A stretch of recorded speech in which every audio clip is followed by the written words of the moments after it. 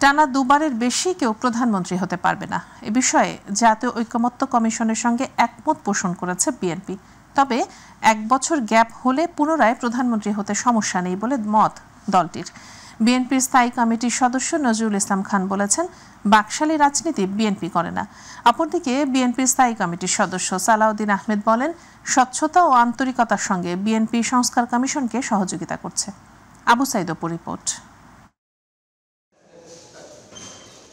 অন্তর্বর্তীকালীন সরকারের গঠিত জাতীয় ঐকমত্য কমিশনের সঙ্গে চলমান সংস্কার প্রস্তাব নিয়ে দ্বিতীয় দফায় আবারও বৈঠকে বসেছে বিএনপি।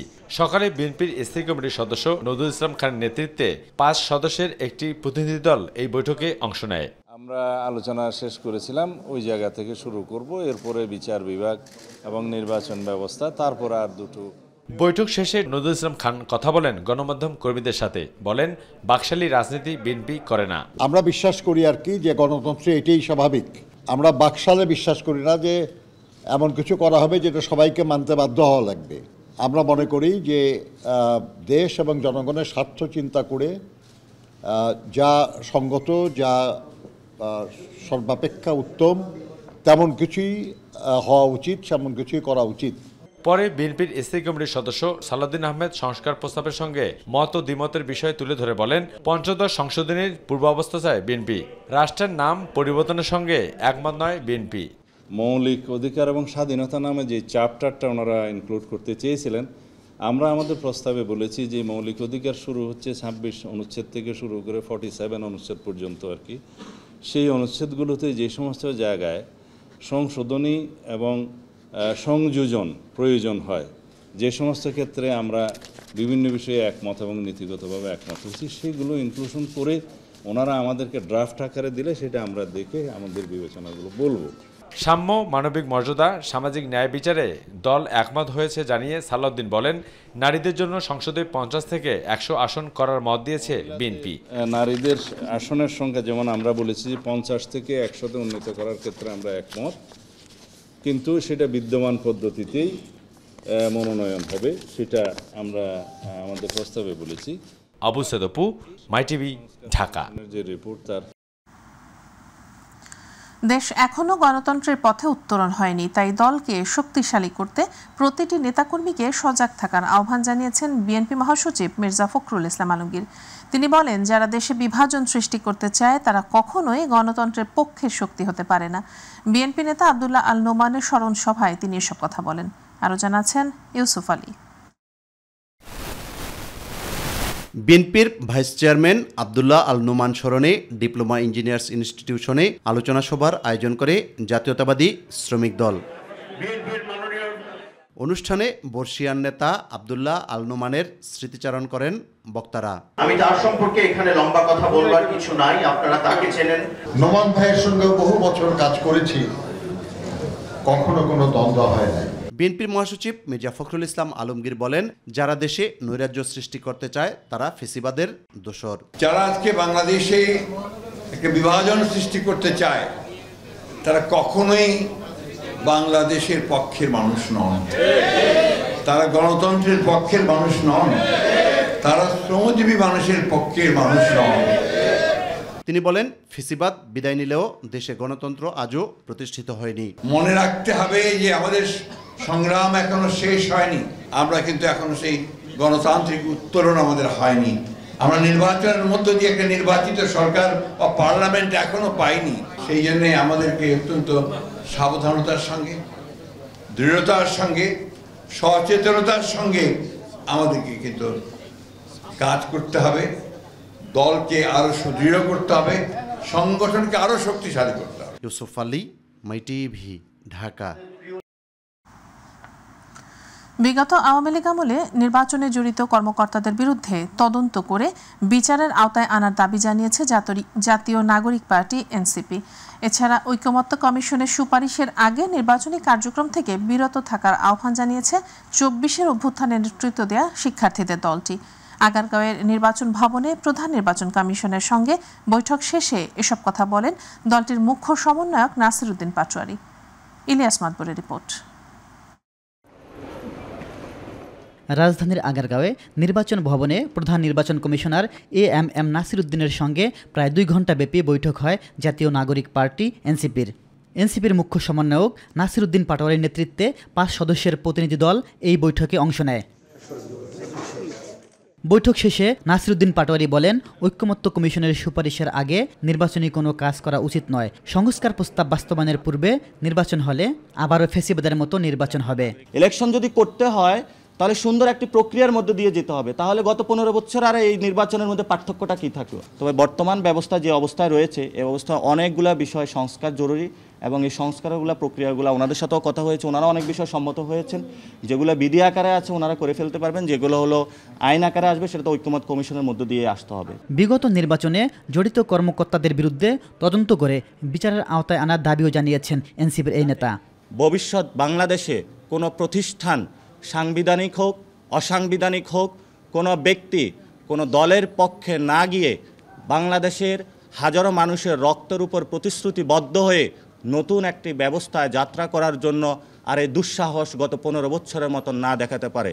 গত বৃহস্পতিবার নতুন রাজনৈতিক দল নিবন্ধনের আবেদনের সময়সীমা বাড়ানোর জন্য নির্বাচন কমিশনকে অনুরোধ জানিয়েছেন এনসিপি। ইলিয়াস মাতবর, মাই টিভি, ঢাকা। রাজনৈতিক দল নিবন্ধনের আবেদন জমা দেওয়ার সময়সীমা 2 মাস বাড়িয়ে 22 জুন পর্যন্ত করেছে নির্বাচন কমিশন ইসি। সন্ধ্যায় নির্বাচন কমিশনে এক ব্রিফিংয়ে নির্বাচন কমিশনের সিনিয়র সচিব আখতার আহমেদ বলেন, রাজনৈতিক দল নিবন্ধনের আবেদন জমা দেওয়ার সময়সীমা 22 জুন পর্যন্ত বাড়ানো হয়েছে। কমপক্ষে 46টি রাজনৈতিক দল সময় বাড়ানোর জন্য আবেদন করেছিল, তারই পরিপ্রেক্ষিতে সময় বাড়ানো হলো।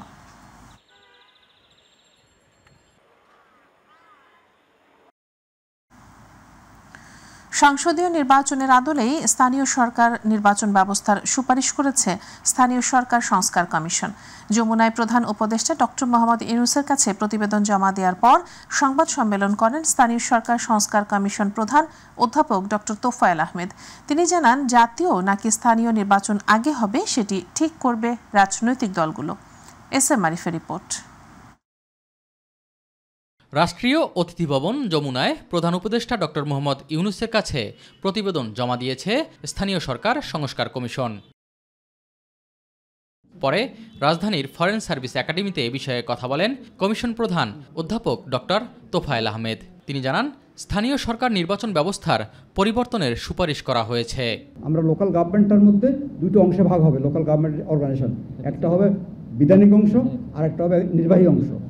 এবং এই মেম্বার ইলেকশন হওয়ার পরে, মেম্বারদের গেজেট হওয়ার পরে, শপথ হওয়ার পরে প্রথম অধিবেশনে বসেই তারা সভাপতি নির্বাচন করবেন। সভাধিপতি বসার পরে সভাপতিত্বে এইবার চেয়ারম্যান নির্বাচন হবে অথবা মেয়র নির্বাচন হবে। স্থানীয় নাকি জাতীয় নির্বাচন আগে, এ বিষয়ে কমিশন কোনো সুপারিশ জানিয়েছে কিনা এমন প্রশ্নের জবাবে কমিশন প্রধান জানান, এটি ঠিক করবে রাজনৈতিক দলগুলো। কোনটা আগে কোনটা পরে হবে সেটা সিদ্ধান্ত সরকার এবং ওনারা নিন। তো আমরা চাই স্থানীয় নির্বাচনটা অবিলম্বে করা হোক, কারণ এটা কোনো অন্য রাজনৈতিক কনসিডারেশন না। এখন সারা দেশে একটা শূন্যতা, ইউনিয়নে কেউ নাই, জেলায় উপজেলায় সবখানে শূন্যতা, পৌরসভা সিটি কর্পোরেশন। সুতরাং এই শূন্যতার মধ্যে দেশে একটা ডিস্টেবিলিটি এমনিতে বিরাজ করছে। সুতরাং এই স্টেবল সিস্টেমের জন্যও কিন্তু এই প্রতিষ্ঠানগুলোর মধ্যে নেতৃত্ব নিয়ে আসা দরকার, বৈধ নেতৃত্ব নিয়ে আসা দরকার। এটা কখন কিভাবে করবে এটা আমরা পরিষ্কার করে এখানে বলি নাই, কারণ যেহেতু জাতীয় ঐক্যমত্য না হলে এটা আমরা বলে একটা বিভেদ সৃষ্টি করার দরকার নাই। আমরা কিন্তু নির্বাচনের প্রয়োজনটা বলেছি। নির্বাচন সহ প্রায় অর্ধশতাধিক সংস্কারের সুপারিশ করেছে। এর মধ্যে আইনি বাধ্যবাধকতা ছাড়া বেশিরভাগই নির্বাহী আদেশে সংস্কার করা সম্ভব বলে জানান ডক্টর তোফায়েল আহমেদ। আমাদের বেশিরভাগ জিনিসগুলো এটা বিবেচনা করে এক্সিকিউটিভ অর্ডারে করা সম্ভব। এসএম আরিফ, মাই টিভি, ঢাকা।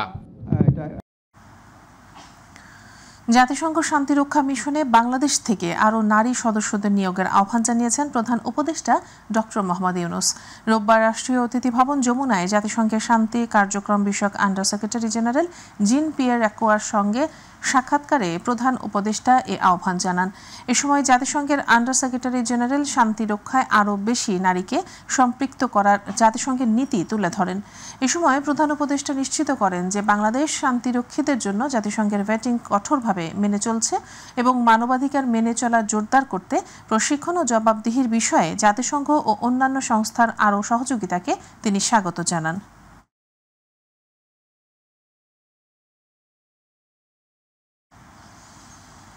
4 দিনের সরকারি সফরে সোমবার কাতারের রাজধানী দোহার উদ্দেশ্যে রওনা দেবেন প্রধান উপদেষ্টা অধ্যাপক ডক্টর মোহাম্মদ ইউনূস। সেখানে তিনি আর্থনা সামিট 2025-এ অংশ নেবার কথা রয়েছে। পররাষ্ট্র উপদেষ্টা মোহাম্মদ তৌহিদ হোসেন, জ্বালানি উপদেষ্টা মোহাম্মদ ফাউজুল কবির খান এবং শিল্প উপদেষ্টা আদিলুর রহমান খান প্রধান উপদেষ্টার সফর সঙ্গী হিসেবে থাকবেন বলে জানা গেছে। এছাড়া দেশের ইতিহাসে এই প্রথমবারের মতো বাংলাদেশের 4 জন জাতীয় নারী ক্রীড়াবিদ প্রধান উপদেষ্টা সফর সঙ্গী হিসেবে কাতারে যাচ্ছেন।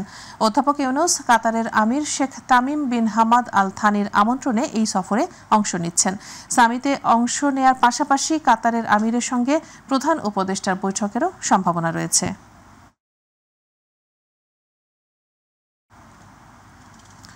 বেসরকারি বিশ্ববিদ্যালয়ের শিক্ষার্থী জাহিদুল ইসলাম পারভেজ নিহতের ঘটনায় হত্যা মামলা দায়ের হয়েছে। মামলায় প্রাইম এশিয়া ইউনিভার্সিটির শিক্ষার্থী ও বহিরাগত সহ মোট 8 জনের নাম উল্লেখ করা হয়েছে। এছাড়া অজ্ঞাত আরও 20 থেকে 30 জনকে আসামি করা হয়েছে। এদিকে সকালে নয়াপল্টনে এ বিষয়ে ব্রিফিংয়ে ছাত্রদল সভাপতি রাকিবুল ইসলাম রাকিব বলেন, পূর্ব পরিকল্পিতভাবে হত্যাকাণ্ড ঘটানো হয়েছে। ছাত্রদলের কার্যক্রমকে বাধা দেওয়া হচ্ছে উল্লেখ করে তিনি হত্যার সাথে জড়িতদের দ্রুত গ্রেপ্তার করার দাবি জানান। এই বৈষম্য ছাত্র আন্দোলনের ব্যানারে সারা দেশে ছাত্রলীগকে পুনর্বাসন করা হয়েছে। সে কারণে তাদের কোনো নিয়ন্ত্রণ নেই, চেইন অফ কমান্ড নেই। আমরা যেভাবে আমাদের সহকর্মী হারানোর পরও আমাদের সংগঠনকে নিয়ন্ত্রণ করেছি, কিন্তু তাদেরকে দেখা যায় তারা সোশ্যাল মিডিয়া একটি স্ট্যাটাসকে কেন্দ্র করে তারা মব জাস্টিসের সূচনা করে দেয়। প্রায় 200টি গুমের সাথে ক্ষমতাচ্যুত সাবেক প্রধানমন্ত্রী শেখ হাসিনা ও সাবেক সেনা কর্মকর্তা জিয়াউল আহসানের জড়িত থাকার প্রমাণ পাওয়া গেছে, এমন তথ্য জানিয়েছেন আন্তর্জাতিক অপরাধ ট্রাইব্যুনালের চিফ প্রসিকিউটর তাজুল ইসলাম। তিনি জানান, জুলাই আগস্ট গণহত্যার ঘটনায় মানবতাবিরোধী অপরাধের অভিযোগে শেখ হাসিনার বিরুদ্ধে হওয়া মামলার তদন্ত প্রতিবেদন যে কোনো সময় জমা দেওয়া হবে। শিমুল খান জানাচ্ছেন বিস্তারিত।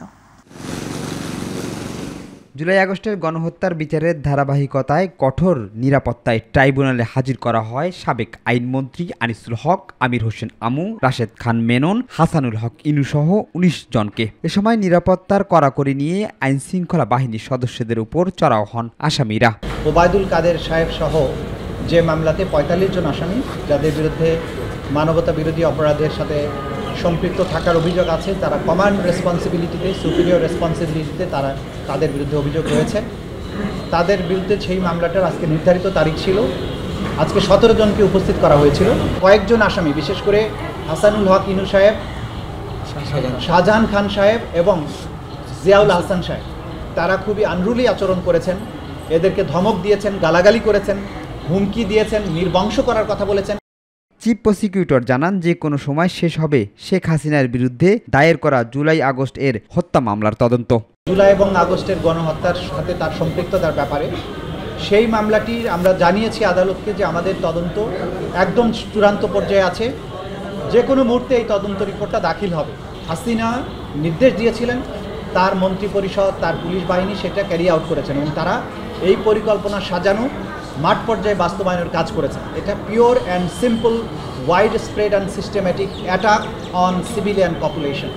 সেই কারণে এটা ক্লিয়ারলি মানবতা বিরোধী অপরাধ। সেই মানবতা বিরোধী অপরাধের সুপিরিয়র রেসপন্সিবিলিটিতে শেখ হাসিনা বা অন্যান্য যে সমস্ত আসামিরা আছেন তারা তাদের পজিশন অনুযায়ী সেই মামলায় অভিযুক্ত হচ্ছেন। এদিকে ওবায়দুল কাদের সহ জুলাই আগস্টে গণহত্যা মামলায় জড়িত 45 জনের তদন্ত প্রতিবেদন 20 জুলাইয়ের মধ্যে দাখিলের সময় বেঁধে দেয় ট্রাইব্যুনাল। আর প্রসিকিউশন জানান, 2-1 দিনের মধ্যে অন্য মামলার তদন্ত শেষ হবে। গুমের কাজে, নির্যাতনের কাজে, গুম করে হত্যা করার কাজে যে সমস্ত ম্যাটেরিয়াল ব্যবহৃত হতো সেগুলো উদ্ধার করেছেন।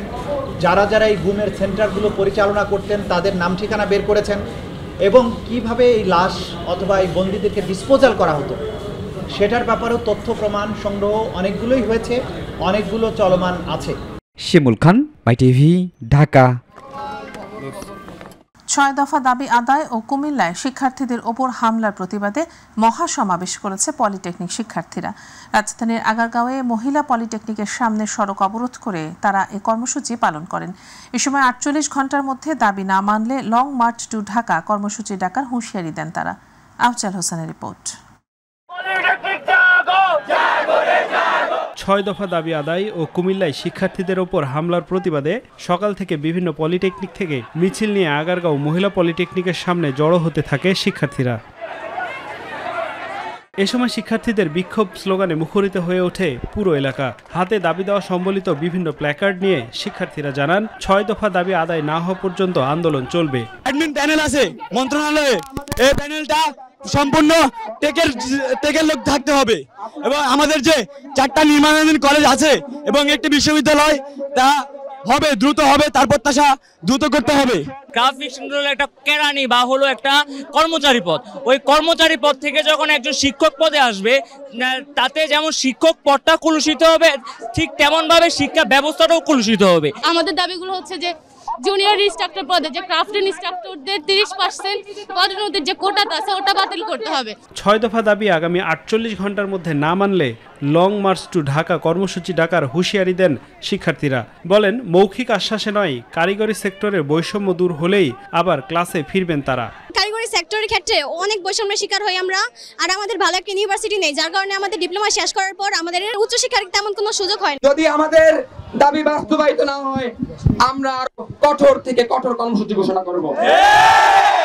জুনিয়র ইনস্ট্রাক্টর পদে ক্রাফট ইনস্ট্রাক্টরদের পদোন্নতির রায় বাতিল সহ বিভিন্ন দাবিতে গেল 8 মাস ধরে আন্দোলন চালিয়ে যাচ্ছেন কারিগরি শিক্ষার্থীরা।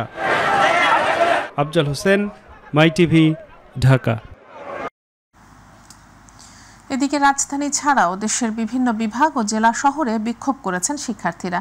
এসব বিক্ষোভ থেকে 6 দফা দাবিতে ক্লাস পরীক্ষা বর্জনেরও ঘোষণা দেন তারা। এছাড়া সরকারকে 48 ঘন্টার আলটিমেটাম দিয়ে বৃহত্তর আন্দোলনের ঘোষণা দেয় কারিগরি ছাত্র আন্দোলন। Shams Tabriz উচ্ছ্বাসের report. 6 দফা দাবিতে সারা দেশে মহাসমাবেশ করেছে বাংলাদেশ কারিগরি শিক্ষা বোর্ডের আওতাভুক্ত শিক্ষার্থীদের জোট কারিগরি ছাত্র আন্দোলন। 6 দফা দাবিতে বরিশালে মহাসমাবেশ করেছে পলিটেকনিক্যাল কলেজের শিক্ষার্থীরা। দুপুরে বরিশাল নগরীর কেন্দ্রীয় শহীদ মিনারে এই মহাসমাবেশ ও মানববন্ধন হয়। এ সময় শিক্ষার্থীরা দাবি আদায়ের লক্ষ্যে স্লোগান দিতে থাকে। দাবি আদায় না হলে আরও কঠোর আন্দোলনের হুঁশিয়ারি দেন শিক্ষার্থীরা। খুলনায় বিক্ষোভ ও মহাসমাবেশ করেছে পলিটেকনিক্যাল শিক্ষার্থীরা। কেন্দ্রীয় কর্মসূচির অংশ হিসেবে সকালে খুলনা পলিটেকনিক্যাল ইনস্টিটিউটের শহীদ মিনারে তারা এই কর্মসূচি পালন করে। খুলনার সরকারি বেসরকারি পলিটেকনিক্যাল ইনস্টিটিউটের শিক্ষার্থীরা স্ব শিক্ষা প্রতিষ্ঠান থেকে বিক্ষোভ মিছিল বের করে পরে সেখানে এক মহাসমাবেশের আয়োজন করে আন্দোলনকারী শিক্ষার্থীরা। 6 দফা দাবিতে পূর্ব ঘোষিত কর্মসূচির অংশ হিসেবে ময়মনসিংহ পলিটেকনিক্যাল ইনস্টিটিউটে শান্তিপূর্ণ মহাসমাবেশ হয়েছে। সকালে পলিটেকনিক্যাল ইনস্টিটিউটের সামনে কারিগরি ছাত্র আন্দোলন বাংলাদেশের ব্যানারেই মহাসমাবেশ অনুষ্ঠিত হয়। এ সময় হাতে প্লেকার্ড নিয়ে বিভিন্ন স্লোগান দিয়ে তারা তাদের দাবির পক্ষে অবস্থান নেয়। কেন্দ্রীয় কর্মসূচির অংশ হিসেবে যশোর পলিটেকনিক্যাল ইনস্টিটিউটের শিক্ষার্থীদের উদ্যোগে শান্তিপূর্ণ মহাসমাবেশ হয়েছে। ঘণ্টাব্যাপী এই সমাবেশে নেতৃত্ব দেন সিভিল টেকনোলজি বিভাগের 7ম সেমিস্টারের শিক্ষার্থী তানবির আহমেদ রোমেল ও জুনায়েদ বিন জামান। 6 দফা দাবিতে মহাসমাবেশ করেছে সিরাজগঞ্জ পলিটেকনিক্যাল ইনস্টিটিউটের সাধারণ শিক্ষার্থীরা। সকালে সিরাজগঞ্জ কাজীপুর আঞ্চলিক সড়কে কারিগরি ছাত্র আন্দোলনের ব্যানারে এই সমাবেশ করেন তারা। এ সময় জেলার অন্যান্য প্রাইভেট পলিটেকনিক্যালের শিক্ষার্থীরাও সমাবেশে অংশগ্রহণ করেন। পলিটেকনিক্যাল শিক্ষার্থীদের 6 দফা দাবিতে মহাসমাবেশের সমর্থনে জামালপুরে বিক্ষোভ মিছিল হয়েছে। দুপুরে গেট পার এলাকা থেকে বিক্ষোভ মিছিল বের করে পলিটেকনিক্যাল ইনস্টিটিউটের শিক্ষার্থীরা। বিক্ষোভ মিছিলটি শহরের গেট পার থেকে বের হয়ে দয়াময়ী মোড়ে এসে অবস্থান নিয়ে বিক্ষোভ করেন তারা।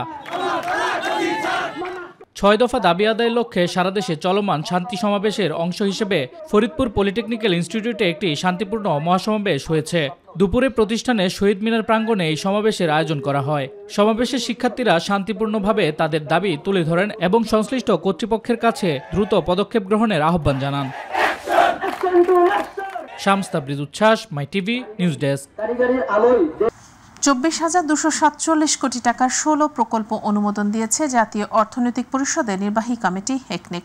রোববার এনইসি সম্মেলন কক্ষে প্রধান উপদেষ্টা ও একনেকের চেয়ারপারসন ডক্টর মোহাম্মদ ইউনূসের সভাপতিত্বে অনুষ্ঠিত সভায় এ অনুমোদন দেওয়া হয়। সভা শেষে পরিকল্পনা উপদেষ্টা ডক্টর ওয়াহিদ উদ্দিন মাহমুদ বলেন, চট্টগ্রাম বন্দরের সক্ষমতা বাড়াতে 13,500 কোটি টাকা ব্যয়ে বে টার্মিনাল নির্মাণ প্রকল্প সহ 16টি প্রকল্পের অনুমোদন দেওয়া হয়েছে একনেক বৈঠকে। এসব প্রকল্প বাস্তবায়নে মোট ব্যয় হবে 24,247 কোটি 24 লাখ টাকা।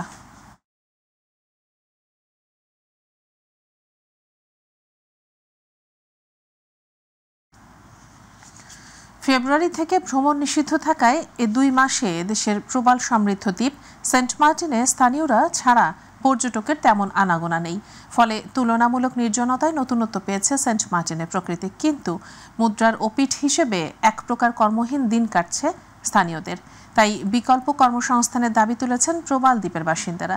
সেন্ট মার্টিন থেকে এম কেফায়েতুল্লাহ খানের তথ্য ও ছবিতে রিপোর্ট করছেন ইলিয়াস কমল। সাধারণত অক্টোবর থেকে মার্চ পর্যন্ত পর্যটক মৌসুম চলে দেশের একমাত্র প্রবাল দ্বীপ সেন্ট মার্টিনে। সবশেষ মৌসুমে প্রবাল দ্বীপ সুরক্ষায় পর্যটক যাতায়াত সীমিত ও সময় কমিয়ে দেওয়ার কারণে চলতি বছর মাত্র 1.5 মাস পর্যটকদের জন্য আনাগোনা ছিল দেশের পর্যটন কেন্দ্রবিন্দুতে।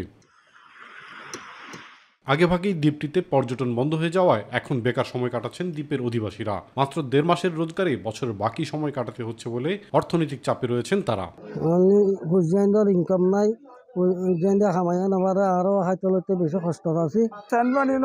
ব্যবসা বাণিজ্য একেবারে বন্ধ হয়ে গিয়ে ফিশিংয়ের যে নির্ভরশীল বা যে ফ্যামিলিগুলো আছে এদের অনেক অর্থনৈতিক দুর্বল হয়ে যাবে। মাছ মাইরা 1.5 মাস আমরা কিভাবে করে চলবে এটা বলার মতন নাই।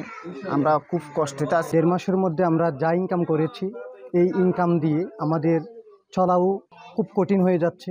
দ্বীপের অধিবাসীদের বেশিরভাগেরই প্রধান পেশা পর্যটন নির্ভর ও মাছ ধরা হওয়ায় কর্মহীন হয়ে পড়েছেন তারা। সরকারের কাছে বিকল্প পেশার ব্যবস্থার দাবিও জানাচ্ছেন দ্বীপবাসী। আমাদের জন্য অন্তত এই জীবন জীবিকা নির্বাহ করার একটি উপায় আমাদেরকে বের করে দিলে অত্যন্ত ভালো হয়। আমরা সরকার কাছে আকুল একটা আবেদন করতেছি, আমাদের বিকল্প কর্মসংস্থান করে দিলে অনেক ভালো হতো।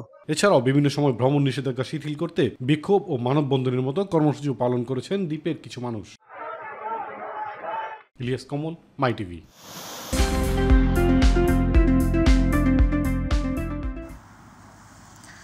জনপ্রিয় স্যাটেলাইট টেলিভিশন মাই টিভির প্রতিষ্ঠা বার্ষিকী উপলক্ষে সৌদি আরবের মক্কায় মিলাদ ও দোয়া মাহফিল অনুষ্ঠিত হয়েছে। মক্কা সুইচ আল খলিল কোম্পানির হল রুমে মাই টিভির মক্কা প্রতিনিধি এম সাইফুল ইসলামের উদ্যোগে অনুষ্ঠানে প্রধান অতিথি ছিলেন মাই টিভির মক্কা দর্শক ফোরামের সভাপতি জাহাঙ্গীর আলম। বিশেষ অতিথি ছিলেন কাউসার উদ্দিন কাইসার, আনোয়ারুল হক ও রকুনুজ্জামান, প্রবাসী ব্যবসায়ী নেতা ইমদাদ মিরাজ। মোনাজাত পরিচালনা করেন প্রবাসী ব্যবসায়ী হাফেজ মাওলানা কারি হাবিব উল্লাহ মাক্কি। এছাড়াও প্রবাসী ব্যবসায়ী অনেক রাজনৈতিক দলের নেতৃবৃন্দ এ সময় উপস্থিত ছিলেন। মাই টিভি চেয়ারম্যান নাসিরউদ্দিন সাথী সহ মাই টিভি পরিবারের সকলের সুখ, শান্তি, সমৃদ্ধি সহ ফিলিস্তিনের স্বাধীনতা ও শান্তি কামনায় বিশেষ মোনাজাতে অংশ নেয়া সকলে গাজায় হামলা, শিশু ও নারী সহ মানুষের মৃত্যু, ধ্বংসস্তূপ থেকে রক্ষা পাওয়ার জন্য বিশ্ব মুসলিম উম্মার শান্তি কামনা করেন। মোনাজাত শেষে সকলে প্রীতিভোজে অংশগ্রহণ করেন।